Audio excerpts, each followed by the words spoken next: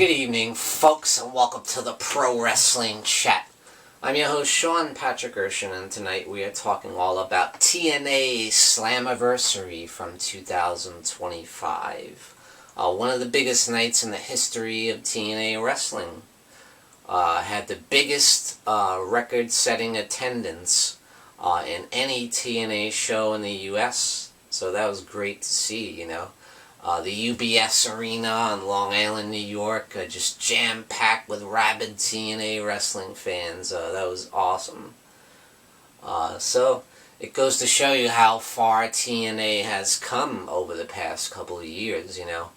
And I think maybe some of that has to do with the working relationship they have going on with the WWE and NXT and all that. While I think it's been pretty good for the most part, it has had its drawbacks, and I think tonight showed that it's not perfect, but I think in the long run it certainly has given TNA a lot more exposure, and that is the best thing to come out of it. But yeah, as I said, there have been a couple drawbacks, like I said in a previous video, you know, Joe Hendry showing up at WrestleMania, and you know, the positives and the negatives of that, you know, that wasn't perfect either, you know.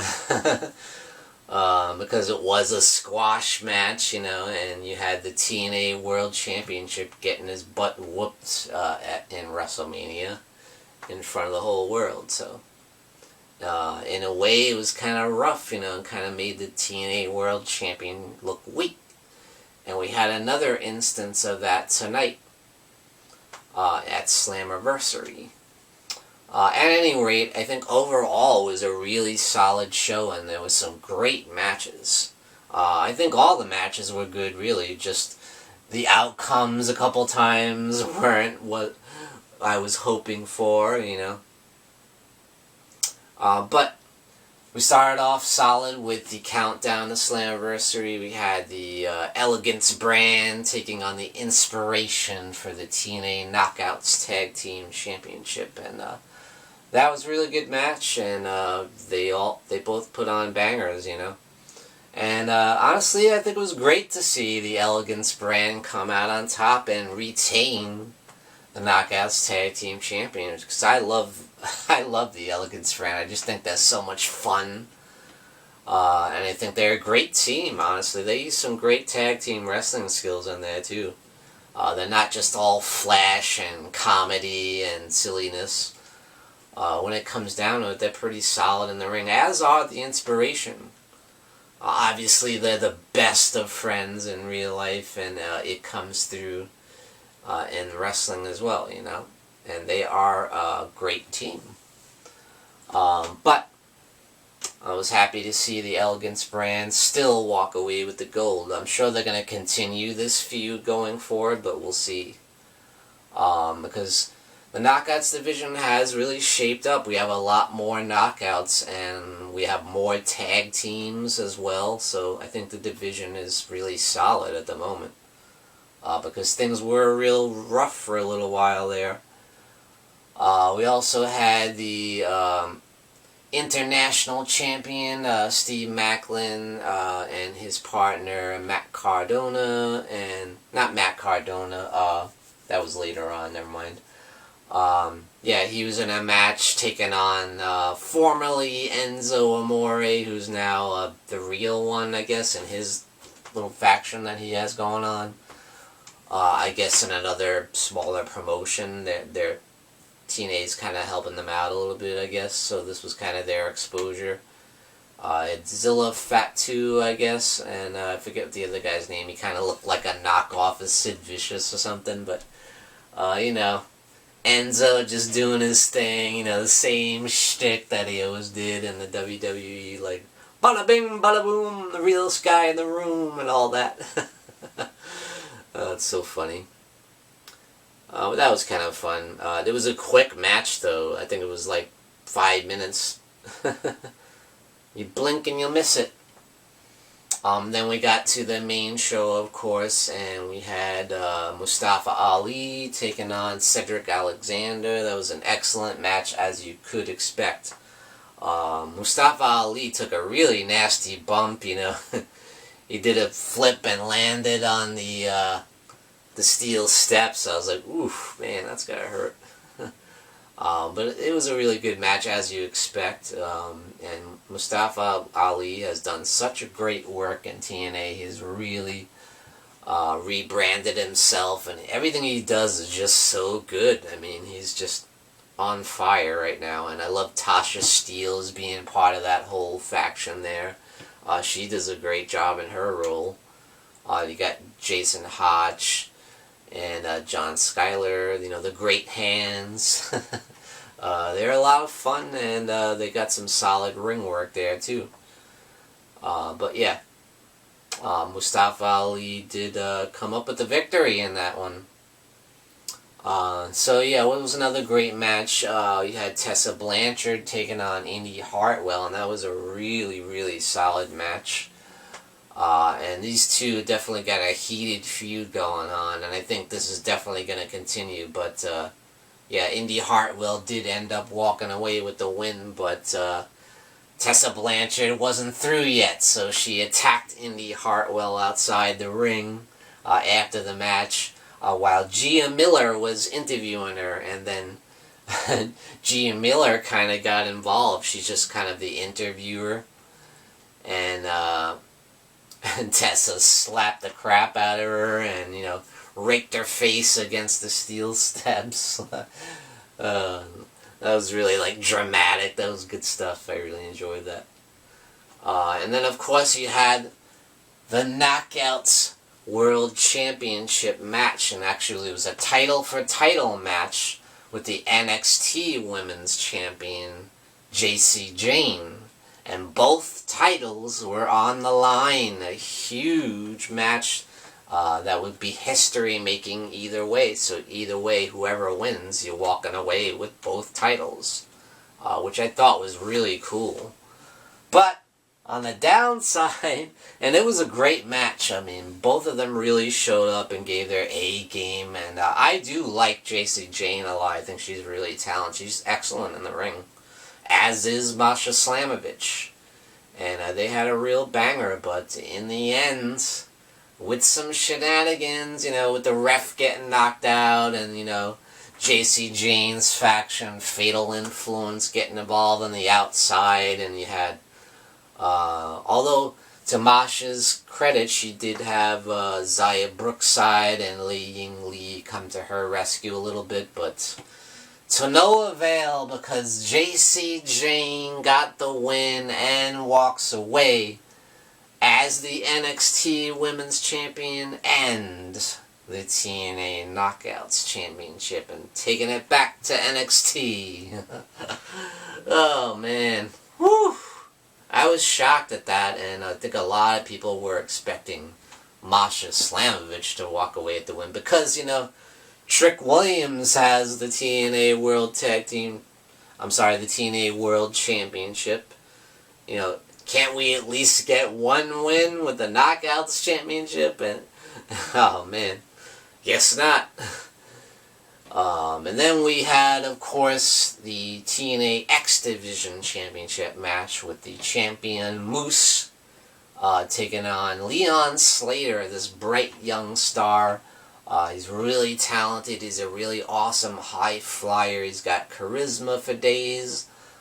You can tell he's going to be the future of the X Division, And it was another excellent match. Moose really gave it his all, and Moose has been a really dominant champion, of course, because look at the guy. I mean, the guy's a monster. He's huge, and he's an awesome athlete at the same time. But yeah, Moose was a great champion, real dominant, because obviously he's a heavyweight in what's usually kind of a cruiserweight type of division. But, he wasn't the first. You had guys like Samoa Joe in there and Abyss in the past that were dominant, and yeah.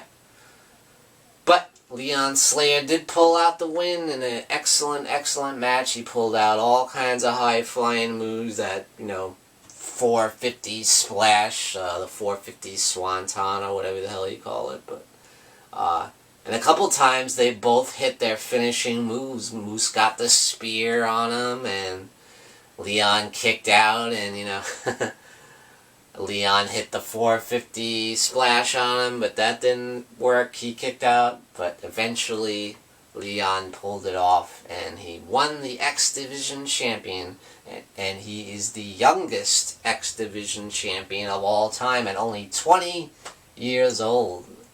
And wow. And then one of the biggest, most hyped up moments for the pay-per-view happened right then, and that was the return of the phenomenal AJ Styles to TNA Wrestling. Yeah. Wow, that was a big moment, and as you would expect, he got an enormous pop from the crowd. Of course, I mean, that just goes without saying, and it was just so great to see AJ Styles stepping inside a TNA ring after all these years. He cut his teeth in TNA and was with the company for 12 years, and he did some amazing stuff, won every championship possible in the company, and obviously in the Mount Rushmore of TNA wrestling, you have to have AJ Styles on there. I don't think anybody would ever not pick AJ Styles to be in the Mount Rushmore of TNA.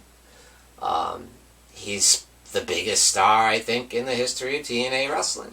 And he went on to be a massive star in the WWE as well.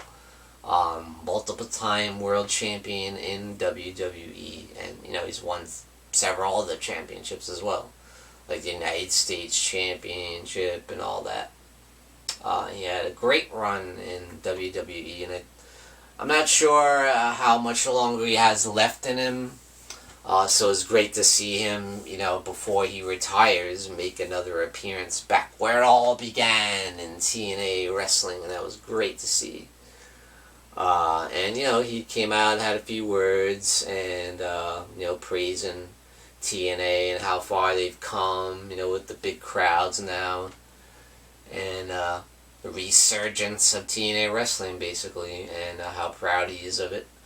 And, giving props to the new X Division champion, Leon Slater, and he gave a ringing endorsement, and that's kind of the ultimate compliment when AJ Styles is praising you. That had to be a insanely huge moment for Leon Slater, I'm sure. Like, that's just the ultimate, isn't it? Doesn't get any better than that. But I kind of was a little bit disappointed because I felt like he spent too much time praising Leon Slater and not enough kind of talking about TNA, and I thought he was going to at least talk a bit about his history in TNA, but he just said a few words really about it. But I thought he would spend a little more time talking about his history with TNA, and but it's just all. No matter what, I'm just nitpicking, but it was just awesome to see him in a TNA ring. So it was well worth it, and just great to see. Even if he doesn't do anything else with the company, even if that was just a quick one-shot deal, one-shot appearance, it's still awesome. But the crowd, when he was talking, was saying, one more match, and he did acknowledge that. He said, oh, we'll get to that one match later. He did say that. So, who knows? Maybe we will see AJ wrestle in a TNA ring at some point, and that would be awesome. I'm thinking, hey, Bound for Glory's coming up. That would be that would be the perfect place to have a final match in TNA wrestling. How awesome would that be? I mean, that would just be the ultimate high for any TNA fan, I think. But we'll have to wait and see. Maybe he will, maybe he won't. Anyway, it was just still awesome to see him. And then, of course, you had the big ladder match with the Hardys and the Nemeth brothers, and First Class with AJ Francis and Casey Navarro, and the Rascals, in the 4-way tag team match for the TNA Tag Team Championship. And man, this was an awesome match. I really enjoyed it. All kinds of wild spots. I mean, you had AJ Francis, as big as he is, going on the top of the ladder and doing a moonsault. I mean, that was sick. And then another wild spot where he fell off a ladder onto another ladder and fell in between the legs of the ladder. And I was like, whew, that was pretty damn dangerous. You know, he could have really got messed up there. But luckily, I think he's okay. I don't think he got injured there. But man, that was ballsy. That was crazy. All kinds of awesome spots, and in the end, they like ran out of ladders because all the ladders were broken in half. It's like, okay, we got no more ladders, and then Jeff Hardy gets some kind of remote control device, and it dropped like a ladder like you would see come down from a helicopter, roll down into the ring. I was like, oh, that's different. And then he climbs up that. And the Hardys won again. The Hardys are World Tag Team Champions again. So, really cool. So, and then, of course, Bully Ray came in and, you know, said, challenged to a match with Team 3D. Him and Devon Dudley taking on the Hardys once again, one more time at Bound for Glory. So at least they did a little bit of Bound for Glory promotion there, which was cool. So we are going to get a big legendary tag team match there. And I imagine it's going to be for the championship. But we'll see how that goes. That's going to be a lot of fun. A lot of history there, of course. And then we get to the big main event, which was Trick Williams, the current TNA World Champion, who is an NXT star in WWE, taking on Joe Hendry and Mike Santana, who is there in his hometown of New York, baby. I love Mike Santana, by the way. I think he's just great. Everything he does just feels so genuine, and you just really feel his passion for professional wrestling, you know. And he's a guy that's been through a lot of hard times in his life, a lot of ups and downs, and that comes through a lot in his character. And he calls himself the realist, and that's what he is, really. He feels real in everything he does, you know. He feels genuine, and he's really worked his ass off to get to the top of the TNA ladder and having this big, humongous main event at Slammiversary, you know. And, you know, he was probably the favorite to win this match. You know, I really thought I was really pulling for Mike Santana because I think he is the guy for TNA, you know. As much as Joe Hendry did have a great run, and, you know, he had some huge spots at the Royal Rumble in WWE, and obviously WrestleMania, and, you know, all his appearances in NXT and all that stuff, you know, he had a great run. And obviously his intro music, which went viral, and he ended up, you know, having like a #1 record in the UK or something. Huge success, but I feel like his run is kind of winding down now, so I think it's Mike Santana's turn. And I really thought he was going to pull away with it and get the TNA World Championship in this match, you know, this triple threat match with Trick Williams.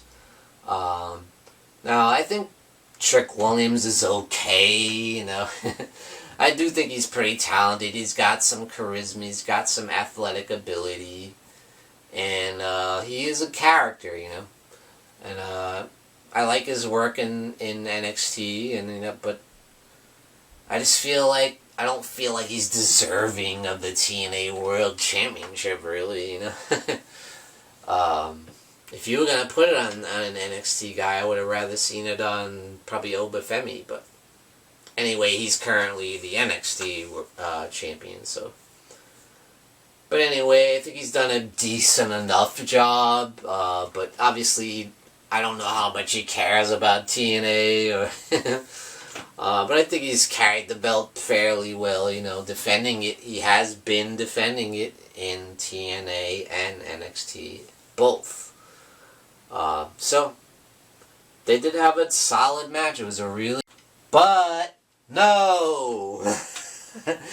Trick Williams ended up winning and still retaining the TNA World Championship. So now we got the TNA World Champion is an NXT star, and we got the TNA Knockouts Champion as a NXT star. So what the hell, you know, we don't have our own champions in TNA? Oh, it's rough, and I could not help but think back to the days a few years back when Impact Wrestling was working with AEW. Remember that? With Kenny Omega and stuff, and something very similar happened, you know. You had Kenny Omega coming in and running roughshod all over TNA and winning the TNA World Championship and taking it over to AEW and defending it against other AEW talent. But it was so one-sided because you didn't see TNA talent going over to AEW. And it was crazy. You'd see them defending the title against other AEW talent, and he ended up losing it to another AEW guy, Christian.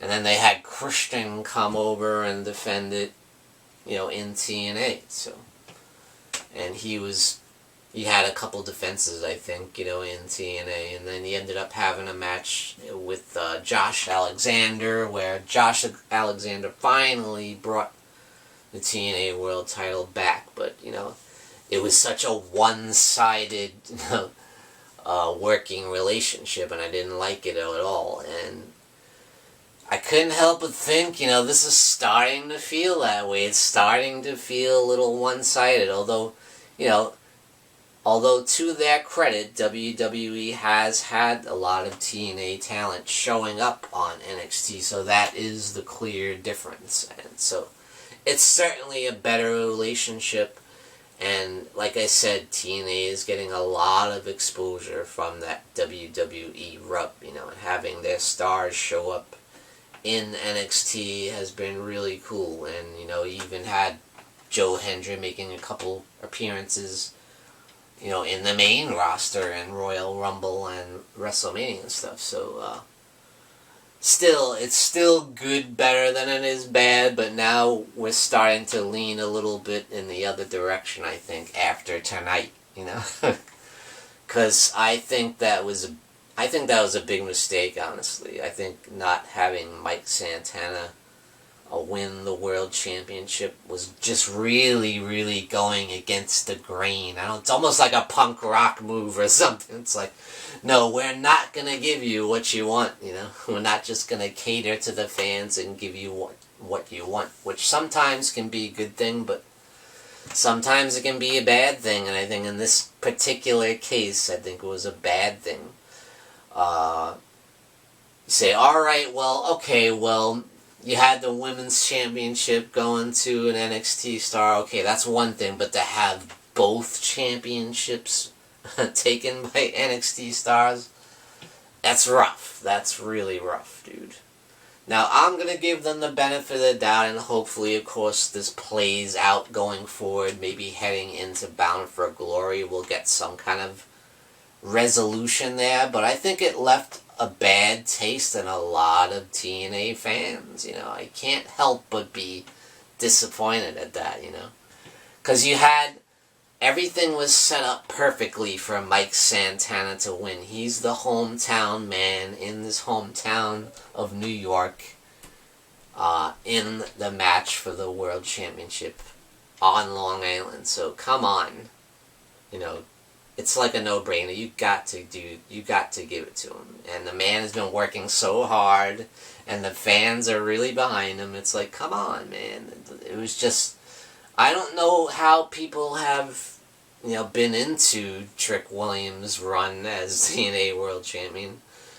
I don't know how beloved he is by the TNA fans, and this is gonna make him a real heel, you know. But at any rate, overall, I think it was a great show. But yeah, those couple things did irk me, especially the main event. You know, so it definitely wasn't a perfect show. But every match, I think, was really solid. Even the main event was a really good match, but it just didn't have the desired outcome.